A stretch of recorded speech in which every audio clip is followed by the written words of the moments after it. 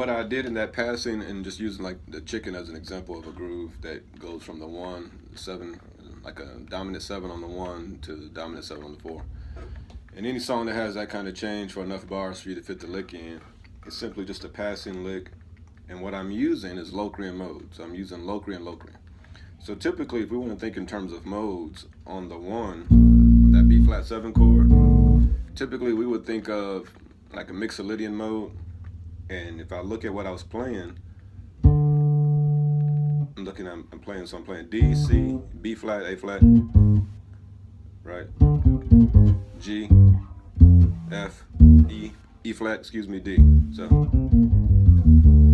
So all of those notes are in B flat, and that B flat Mixolydian, all those notes are in that mode. But instead of thinking like Mixolydian, then Locrian, I'm thinking Locrian. So here's how I'm visualizing this. I'm looking at the D as my starting note. So I'm looking at playing a D Locrian. So D, C, B flat, A flat, G, right, F, E flat, D.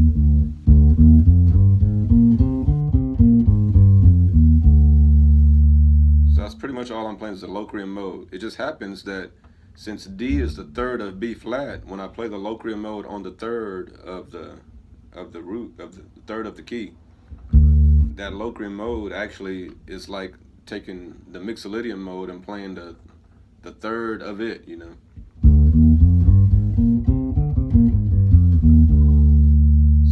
So if I don't want to confuse myself with thinking, okay, Mixolydian mode started on the third note, I can just think Locrian mode, a D Locrian. And the Locrians are cool because if you look at the last 4 intervals, I'll start from the top and come down, so I would just say the first 4 intervals, descending, right? So from the D, C, B flat, A flat, you have this kind of whole tone thing happening, right? So that's happening.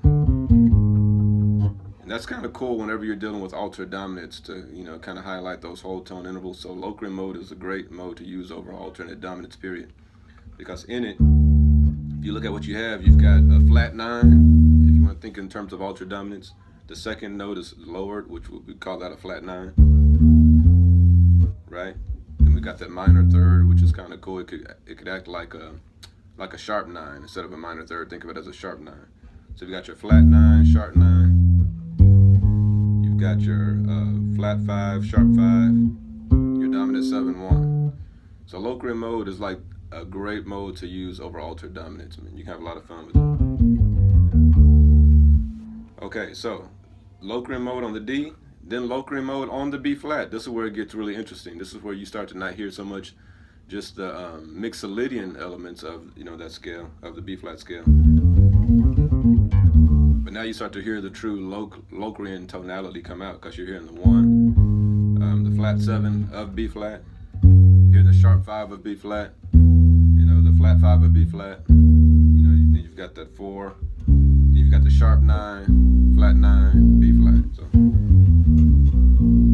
So I'm just kind of using that back to back. So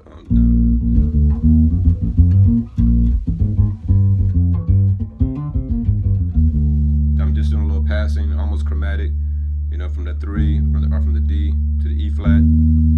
I hit the G to kind of make a little E flat 7 for a split second.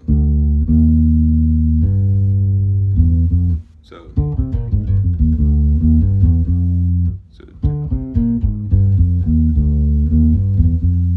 then chromatic puts me there to start the, you know, chromatic walk up from the G.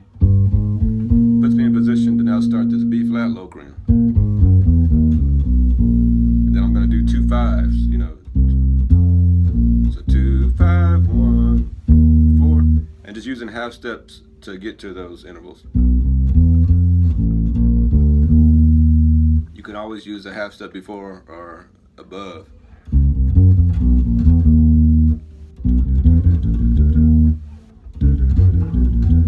Either way, just getting there. So those half step intervals, those passing tones are always kind of cool. So that's That's just a lick or a line to kind of use to explore some solo options as well with those Locrians. And the cool thing about it, if you look at the diagonal movement on the bass guitar, so from the D Locrian to the B flat Locrian, it's like this diagonal move from here to here, from this string to this string. It's kind of the same pattern you move in your whole tones.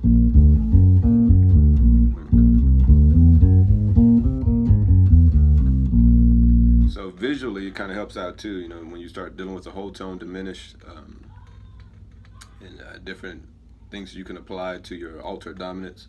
So that's just something to try out, something to work on. I'll try to play it one more time in context.